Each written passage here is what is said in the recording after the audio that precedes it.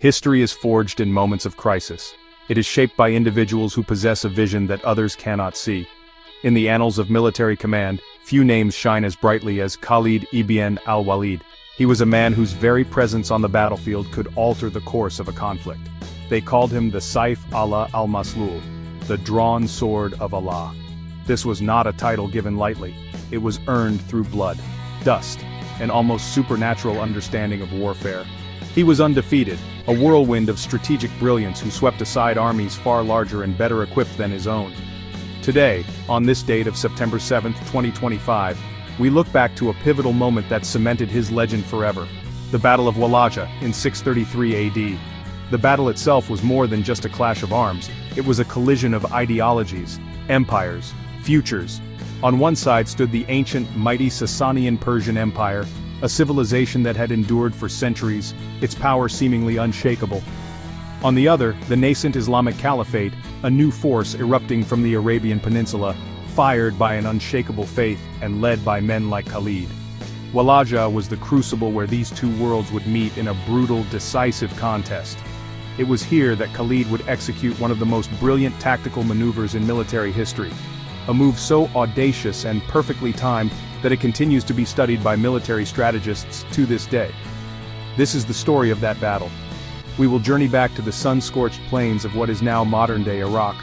We will stand with the soldiers, feel the weight of their armor, and sense the growing tension as two immense armies prepared to collide. The stakes were impossibly high.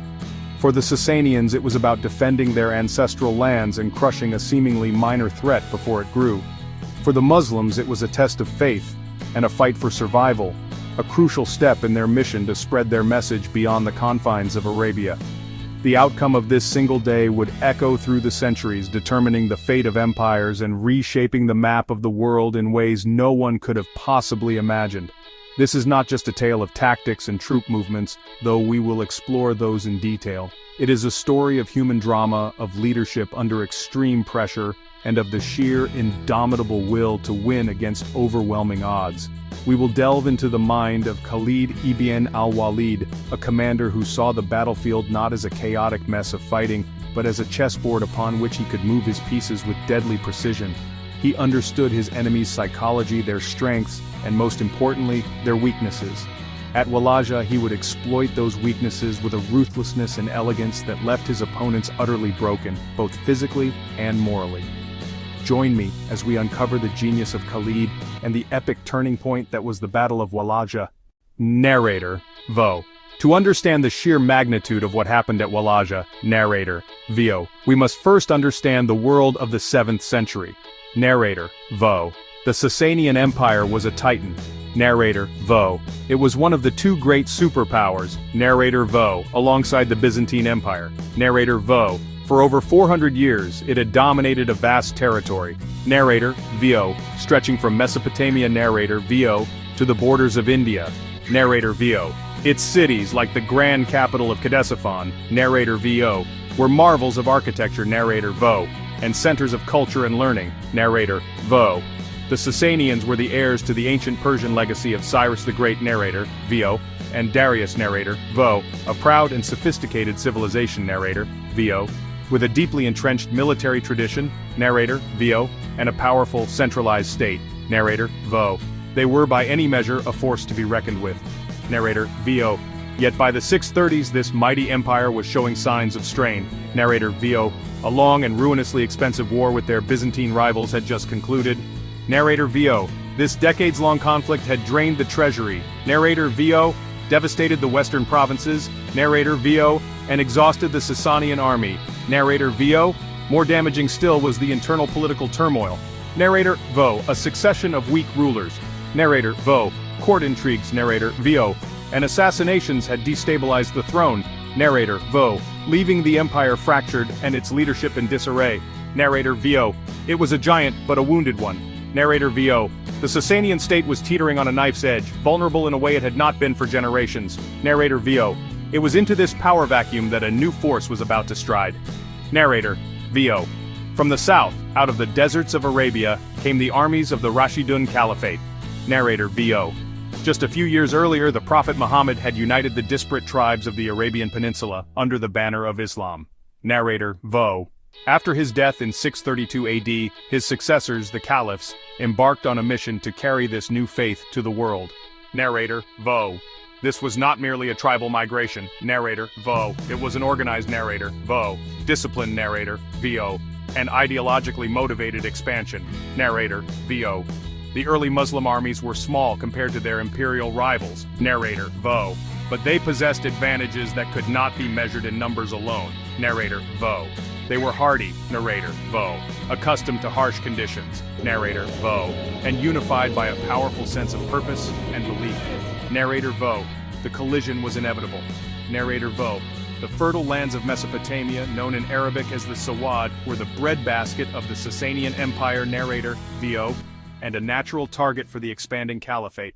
When the first Muslim forces under Khalid ibn al-Walid crossed the border, the Sassanians viewed it as little more than another Bedouin raid, a nuisance to be swatted away.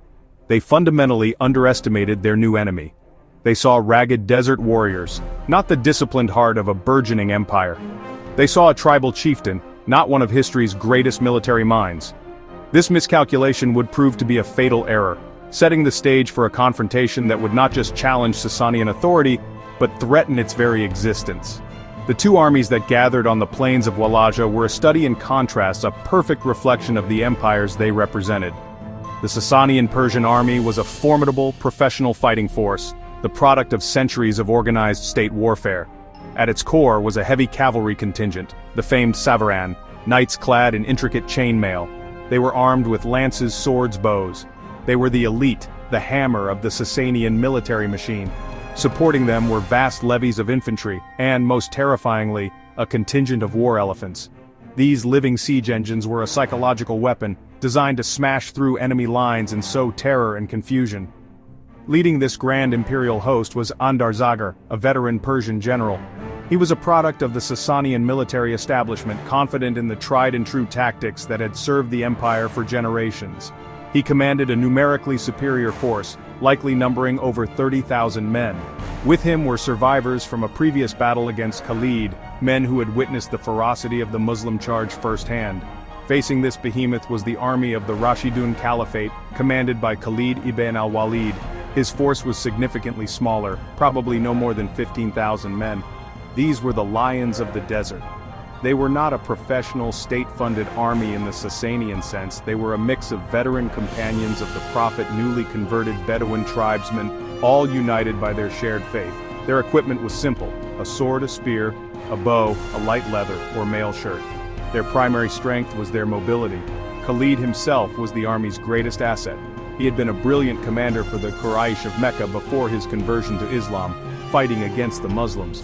Now he fought for them with the same tactical genius, but with the added fire of faith.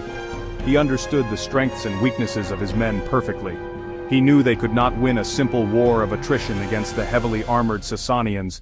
They had to be faster, smarter, more audacious. He looked at the massive Persian army arrayed before him, not with fear, but with the cool, calculating eye of a predator. He was not planning to meet their strength head-on. He was planning to dismantle it piece by piece. The location of a battle is never an accident. A good commander chooses his ground with as much care as he chooses his strategy. The Battle of Walaja was fought on a flat, arid plain. It was bordered on two sides by rough, elevated ridges. The battlefield was bisected by a tributary of the Euphrates. That landscape would play a crucial role in the day's events. Khalid ibn al-Walid understood this terrain intimately. The Persian commander, Andarzaghar, recognized it too. He positioned his army with its back to one ridge. He anchored his flank. He aimed to stop the mobile Muslim cavalry sweeping around behind him. It seemed like a sound defensive move. The night before the battle, under the cover of darkness, Khalid gave a secret order. Buzur ibn Abiram, said Ibn Amr. He detached two elite cavalry units, each about 1,000 strong. This was a huge gamble. He was weakening his already outnumbered force even further. Their mission was perilous. They were to ride wide around the battlefield, far out of sight of the Persian scouts, conceal themselves behind the western ridge, the ridge the Persians used to protect their rear. Their orders were precise and absolute. They were to remain hidden, no matter what, until Khalid gave the signal.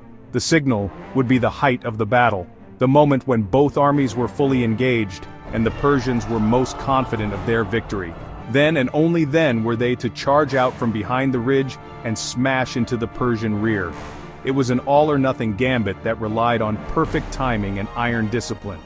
The next morning, Khalid deployed his remaining forces, now appearing even smaller and more vulnerable. As the sun climbed higher in the Mesopotamian sky, the battle began, the air filled with the deafening sound of war drums and trumpets.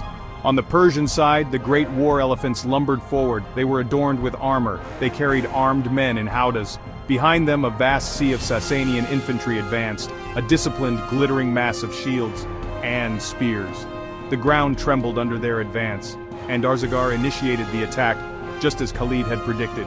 He ordered a general advance intending to steamroll the smaller Muslim force with superior numbers and heavy troops. Khalid met the initial assault head-on. He ordered his center to engage the Persians. A brutal, grinding fight erupted in the middle of the battlefield, the clash of steel on steel, the shouting of men, the screams of the wounded. The Muslim infantry fought with desperate courage, holding their line. Khalid rode along the lines, a source of immense inspiration. His voice rose above the din, encouraging his men, reminding them of their faith, reminding them of the paradise that awaited martyrs. He needed them to hold, to absorb the enemy's momentum. After the initial clash, Andarzahar saw the Muslim line beginning to sag. Believing victory was near, he committed his reserves. He ordered his powerful cavalry wings to charge, seeking to envelop the Muslim flanks. Just as the Persian army believed it was on the cusp of a decisive victory, Khalid gave the signal. From behind the western ridge, 2 columns of Muslim cavalry suddenly appeared. The sun glinted off their spear points as they crested the hill. A great cry of Allahu Akbar, God is greatest, erupted as they spurred into a full-speed charge into the undefended rear.